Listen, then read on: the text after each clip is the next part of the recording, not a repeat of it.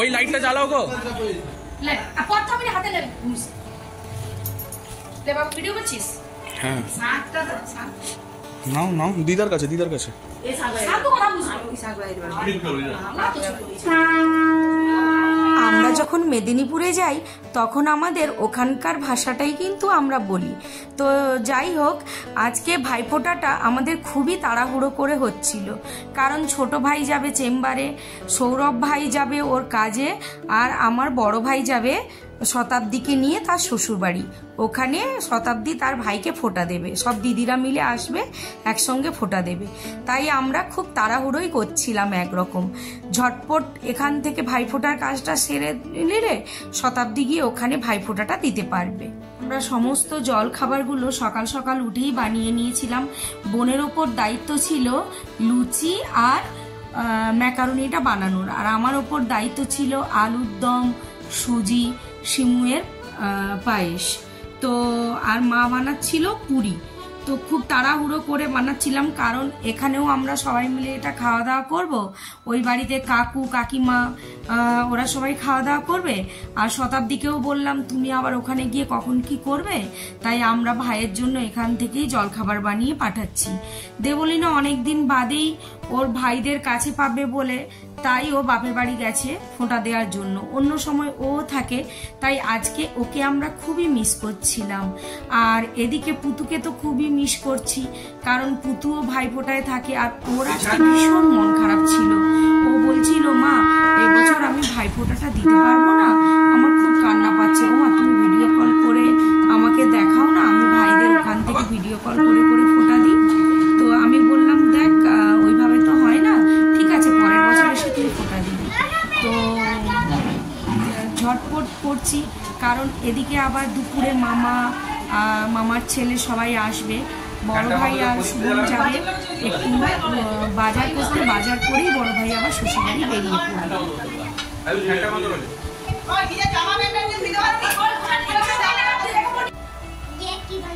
শুভমের যেহেতু জন্মদিন ছিল, তো সেই কারণে এখানে শুভমের আবার জন্মদিনের কেকটাও কাটা হবে, আর সাথে আমি একটু চালের পায়েসও বানিয়ে ফেলেছিলাম। ভাইফোঁটার পরে কেক কাটার পর্বটা হওয়ার পরে তারপরে ওরা সবাই যে যার কাজে বেরিয়ে পড়বে।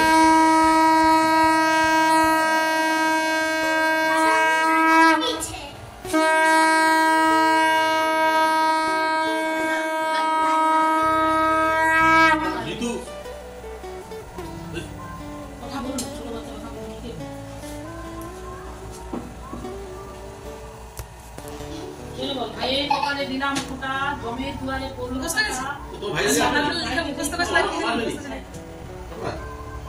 দোকান বন্ধ করে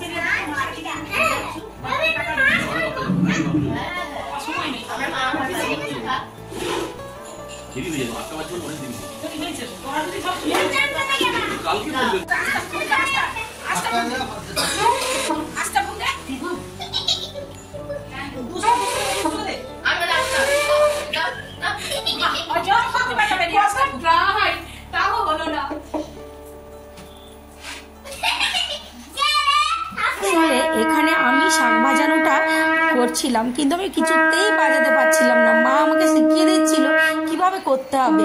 লাস্টে দেখা গেল আমার ভাইয়ের মেয়ে পারলো, কিন্তু আমি ফেল।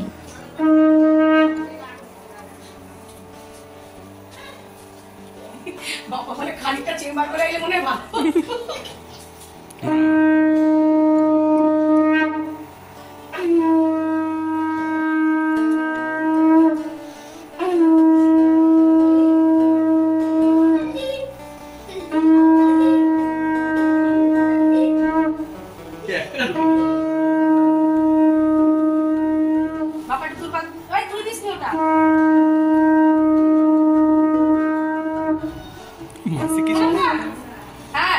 মাসে কি ছোট সবার থেকে? গিফট পাবি, প্রণাম করে গিফট পাবি।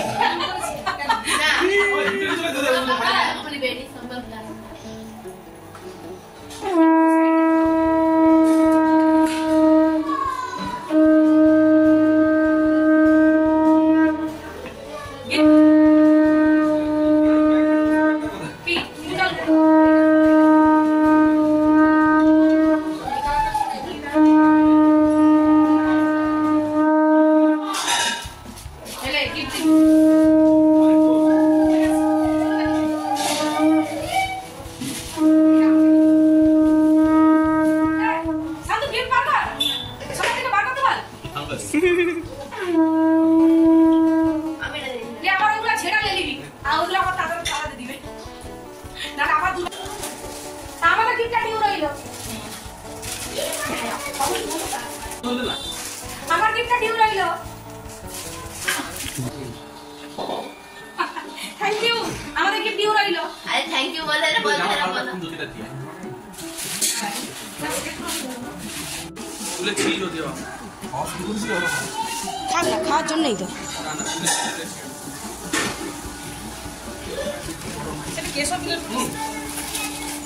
কপালে দিলাম ফোঁটা, বলো সবাই সে পাশটা খুলে দাও কুন্টু জোরে। ভাইয়ের কপালে দিলাম ফোঁটা, জমের দুয়ারে। কুন্টু বাঁ হাতের কোড়িয়াগুলো দিতে হয়, কি যে শিখছে। বাঁ হাতের কোড়িয়াগুলো দাও কুন্টু। তুমি তো পাঞ্জাবিটা চোস্তাটা পরতে পারতে।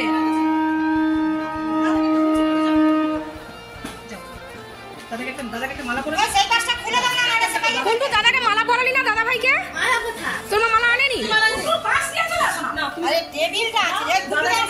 আমরাও যেমন তাড়াহুড়োতে ছিলাম, আমাদের রান্নার বৌদিও খুব তাড়াহুড়োতে ছিলেন।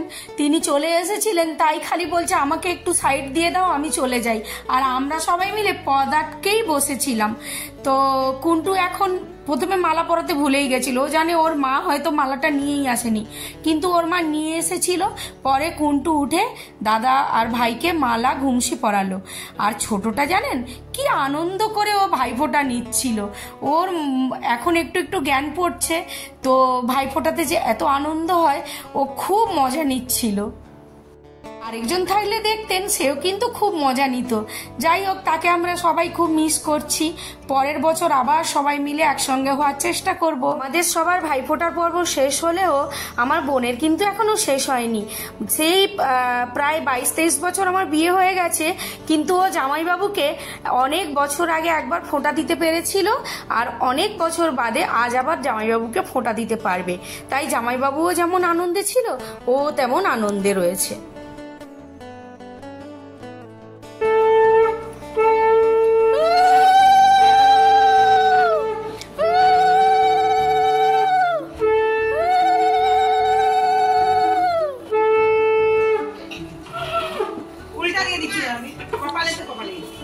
দেখি জিতু, দেখি কেমন লাগছে ভাইফোঁটা নিয়ে। একটু তাকাও, এদিকে তাকাও, এদিকে তাকাও, কেমন লাগছে ভাইফোঁটা নিয়ে। বাবু সর, কেমন লাগছে বলো ভাইফোঁটা নিয়ে। মুখটা দেখে আন্দাজ করতে পেরেছেন, ও কিন্তু ভীষণ খুশি। আর এত ভালো লাগছিল ওর এক্সাইটমেন্ট দেখে আমরা সবাই হেসে ফেলেছিলাম।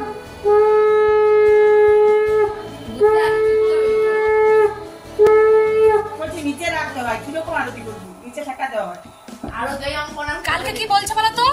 ওই পুতু দিদি, আমাকে ভাইফোঁটা দিতে আসবি না?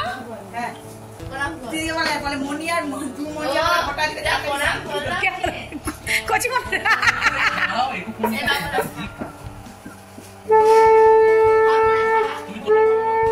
ওকে খাই দে। কচি দিদিকে একটু খাই দাও, দিদিকে খাইয়ে দাও। আর দিদিকে প্রণাম করেছো? দিদিকে প্রণাম করনি? দিদিকে প্রণাম করো জিতু।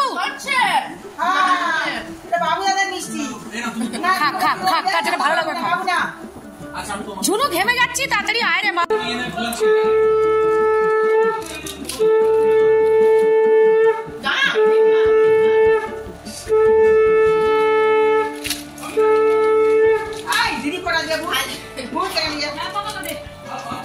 আর এই ছোটটাকে দেখলেন, ওর ওর মা এসে বললো ওকে হেল্প করবে, ও আর এত মানে এক্সাইটমেন্ট ছিল ভাইফোঁটা দেবে বলে, মায়ের জন্য আর অপেক্ষা না করেই ও নিজেই করতে গেল আর প্রদীপটাকে উল্টে ফেলে দিল।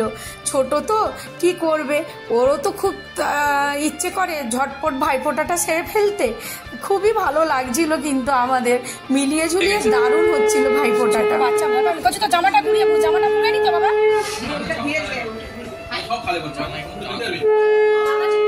এদিকে ভাইফোঁটা সারাতে ব্যস্ত আর আমার মা ওইদিকে সমানে লুচি আর পুরি বানিয়েই চলেছে। বোন অনেক লুচি ভেজে এনেছে, তবু মা ভাবলাম কি আমি আরও একটু বানিয়ে নিই বেশি করে, যদি কম পড়ে যায়। তো আমরা সবাই মিলে বলছি এরপর আমরা আর খাবো না, খালে পড়বে সব।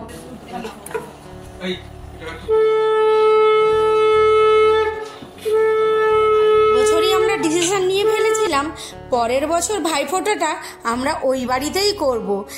এক বছর এই বাড়িতে হবে, এক বছর ওই বাড়িতে হবে, এই ডিসিশনই আমরা নিচ্ছিলাম। কারণ এই বাড়ির থেকে ওই বাড়িতে যাওয়া আর হচ্ছে না, ঠাকুমা মারা যাওয়ার পর সত্যিই খুব কম যাওয়া হচ্ছে। তো কাকিমা বলছিল যে পরের বছর তোরা সবাই ওই বাড়িতে করবি, তাহলে ওই বাড়িতেও আমাদের অনেকটা টাইম স্পেন্ড করা হবে। তো সেটাই আমরা ডিসিশন নিচ্ছিলাম। ছোট্টটা অপেক্ষা করছে কখন ভাইফোঁটাটা শেষ হওয়ার পরে সে একটু মিষ্টি খাবে। তো সে নিজের পাতে তো মিষ্টি রয়েছেই, কিন্তু তার একটু ইচ্ছে দাদা ভাইয়ের পাত থেকে একটু মিষ্টি তুলে খাবে, ওটাই তার সব থেকে বড় আনন্দ। দেখছেন কেমন প্রণামও করলো দিদিকে, তারপরে সে মামা বাড়ি যাওয়ার জন্য খুব ছটপট করতে লাগলো। তো এবার বোন তার জামাইবাবুকে ফোঁটা দেওয়াটা শুরু করলো। জুনু তোমার গিফট ডিউ রইল, আমার এবারে কাউকেই গিফট দেওয়া হয়নি এখনো।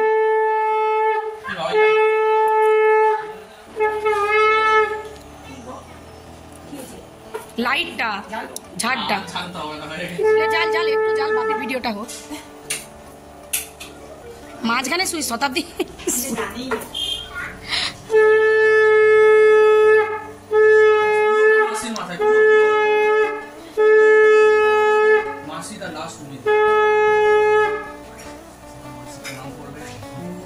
আশীর্বাদ করি বৎস তুই সুখী হ, তোর শতপুত্রের জননী হ, নাহলে একটা ক্রিকেট টিম বানা। কে শতপুত্রের জননী হবে? তোর ঝুনুমণি। আমার শতপুত্র ঝুনুমণি অজ্ঞান। ভাইফোঁটার পর্ব মোটামুটি মিটে গেছে, শুধু মামার ছেলে এলেই ভাইফোঁটা হবে। বাপ্পা চেম্বার থেকে চলে এসেছে, মা তার ব্যাগগুলো খালি করে দিচ্ছে। আর আমার ভাইফোঁটার একটা গিফট কিন্তু এসে গেছে, এই যে আমার ছোট ভাইয়ের গিফটটা চলে এসেছে। এখনো সৌরভ ভাই, বড় ভাই আর শানুর গিফটটা এসে পৌঁছয়নি, অনলাইনে সব অর্ডার করা আছে। তার মধ্যে শানুও দেখি চলে এসছে।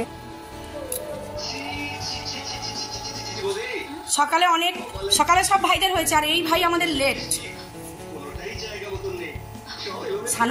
শানুর বিয়ের সময় তখন যদি আমি করতাম,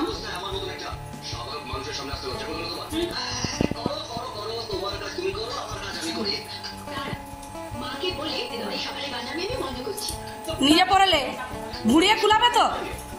শানুর ঘুড়ি নেই, শানুর ফিট ফিগার, ঘুড়ি হচ্ছে শান্তুর ধরছিল তো।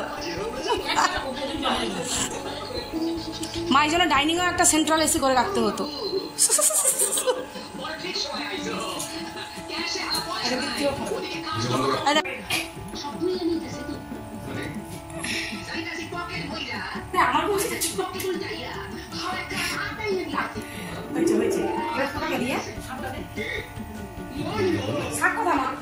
মায়ের আর কাকিমার একটু মন খারাপই ছিল, কারণ কাকিমার ভাই আর আমার মায়ের ভাই দুজনের কেউই আসেনি। মামার একটু শরীরটা অসুস্থ লেগেছিল, তাই আসতে পারেনি, আর বাবু মামার ছুটিই পায়নি, সেই কারণে দুজনের খুবই মনটা খারাপ ছিল। ভাইফোঁটাটা মিলিয়ে ঝুলিয়ে আমাদের খুবই ভালো লাগলো। আপনাদের ভিডিওটা কেমন লাগলো অবশ্যই জানাবেন।